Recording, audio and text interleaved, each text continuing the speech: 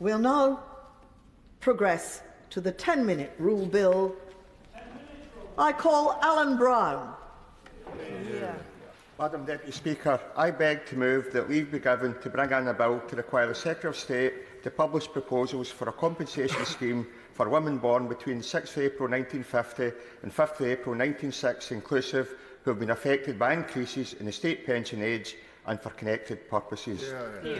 Madam Deputy Speaker, like so many injustices created by Westminster, the lack of resolution for the 3.8 million WASPI women is a disgrace. 3.8 million women given the bombshell that their state pension age was going to increase from 60 to 66 just as they were about to retire and it was too late to do any proper financial planning, once many were actually already in ill health or worse, had already taken early retirement and planning to get by until age 60 when they thought they would receive their state pension. For 9 years, this place has debated the matter, hearing harrowing individual stories, with many MPs across the chamber pledging they would do all they could to help these women. But for 9 years, the government has ignored the plight of these women. They hoped the WASPI women would go away. Well, they haven't. Well, unfortunately, 40,000 are dying each year without getting any form of compensation, and tragically, some 240,000 have now passed away without receiving compensation.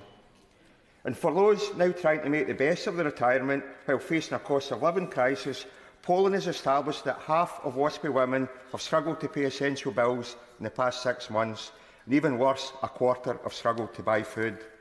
Now, we know it's an injustice, and indeed even the PHSO judged as far back as July 2021 that the DWP was guilty of maladministration due to their lack of direct communication, and yet here we are still fighting for compensation.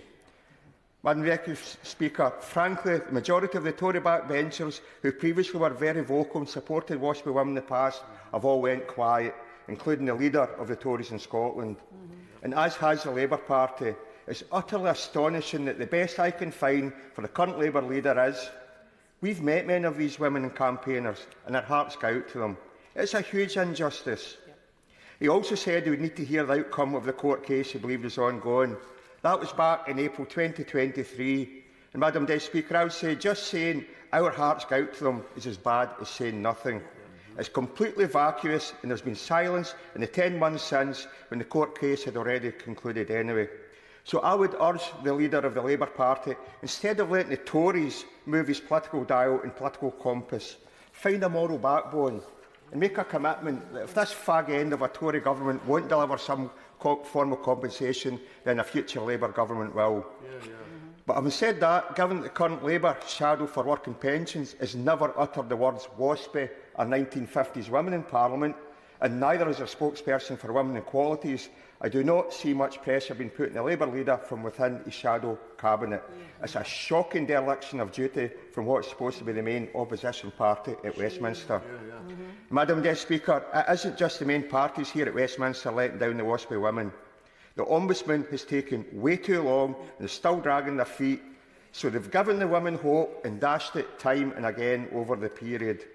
It's hard to believe in that almost 3 years since the maladministration assessment, a solution is still to be recommended by the Ombudsman. And it's a scandal in itself that the WASPI women had to go to court to confirm the flaws in the second Ombudsman report. This process should have been closed out a long time ago, and I know from dealing with the constituents affected with this, they find this dragging out the process stressful, frustrating, and they feel it's really rubbing salt in their wounds. As we head towards another general election, it helps this government hide behind the myth that they cannot do anything until the PHSO concludes. But, Madam Deputy Speaker, we also know that the PHSO does conclude DWP are still not going to admit their failure to communicate adequately and admit their maladministration. So parliamentary intervention will probably be required to force the government's hand. And the purpose of this bill is to bring forward parliamentary intervention to stop these affected women having to wait any longer. Fair and fast compensation is a simple scheme the WASPI campaign is looking for, using as a minimum level 5 of the Ombudsman scale, but realistically level 6 of the PHSO bandings is the most appropriate, and this bill could deliver a simple framework. So it's a practical resolution, and it doesn't result in astronomical sums of money per person. It's not asking for reversal of the pension age to 60. It's not a full restitution of pensions for those who are affected by the maladministration, no matter how nice an outcome that would be. The WASPI women understand there's no blank cheque from the Treasury, and they're practical and they want to get on. That said, Madam Deputy Speaker, we cannot lose sight of the fact the UK Government actually has saved £200 billion from the decision to equalise state pension age at 66. And additionally, if we look at it in the round, funding-wise, changing non-dom tax status could bring in £3.6 billion a year to the Treasury, and changing the rates in capital gains to that of income tax could bring in a further £10 to £15 billion a year. So 2 simple tax changes would easily pay for compensation within a couple of years and create long-term additional income for the Treasury. Then if the Government properly tackled the PPE and COVID support frauds, they could bring in even more money to pay out. There's never been a VIP lane for the WASPI women, but by contrast, no Government Minister has ever agreed to meet the WASPI women. Can the difference in attitudes be any starker? Now, is that because Government Ministers don't want to actually hear the real stories, stories like my constituents, such as Anne, who contracted viral meningitis aged 59.5, and following consultant advice, opted to stop working, and she put in a 3-month notice to retire at age 60. Literally days before that retirement age, she got the news she wouldn't get her state pension until age 66. But Anne was too old school to try and change her agreement and go for ill health retirement, which would have been the most appropriate outcome. So she endured 6 years without employment or pension, and the associated stress of that impacted her health recovery.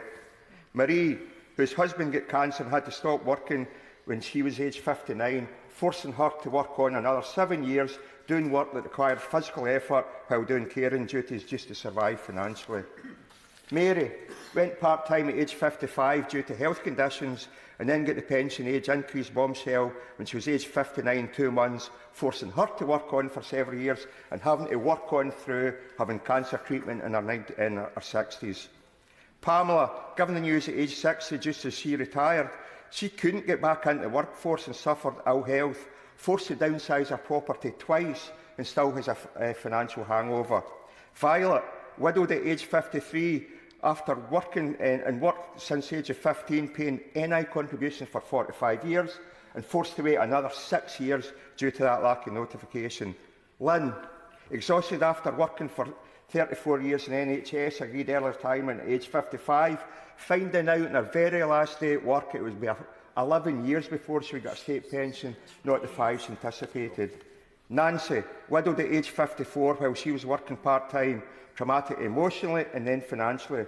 She suffered umpteen chronic health conditions while caring for parents and still forced to continue taking NHS bank work to survive. Leslie, sometimes working 3 jobs to make ends meet and put money away for the future. Carer for a partner when he had cancer. Carer for her dad when he had cancer. And then a period of travelling to Southampton every weekend to visit her aunt. Superwoman efforts that would exhaust anyone, and little wonder she took early retirement at age 56, only to later discover she would need to buy for a further 6 years before she got her pension.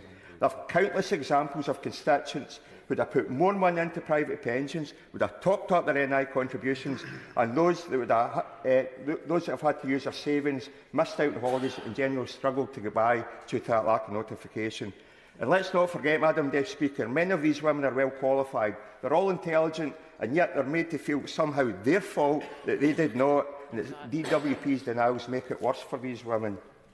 Westminster needs to amend for its mistakes. It's a reminder, though, how Westminster operates. The minor strike miscarriage of justice, the Hillsborough cover-up, the infected blood scandal going back to the 1970s, the ongoing Postmaster scandal, all issues that the 3 UK-wide parties have been complicit in at some point or another, and it seems this place never learns. But on a positive note, Madam Deputy Speaker, I'm grateful for the cross-party support for this bill, and I pay tribute to the tireless campaign of the WASPI women, and in particular my local ones, including Anne Hamill, who first brought this to my attention and has kept fighting for justice since. By sticking together, we'll get some form of compensation, but even that will not undo the wrongs and emotional and financial distress for the women, but will finally, by an admission of guilt, and a small financial redress that can bring some relief to women who are prejudiced against in terms of work pay, prejudiced against in pension pots, and prejudice in retirement since.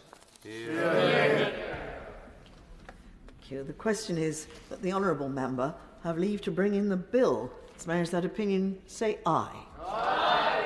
Of the contrary, no. I think the ayes have it. The ayes have it. Who will prepare and bring in the bill?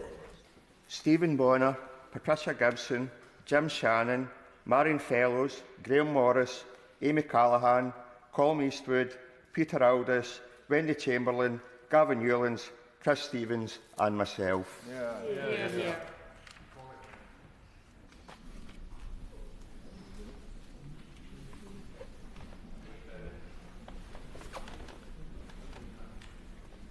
Alan Brown.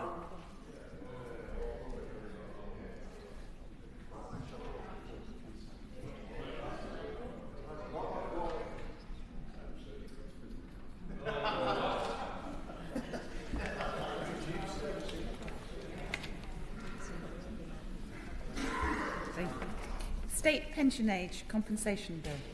Second reading what day? Friday, 19th of April. Friday the 19th of April. Thank you.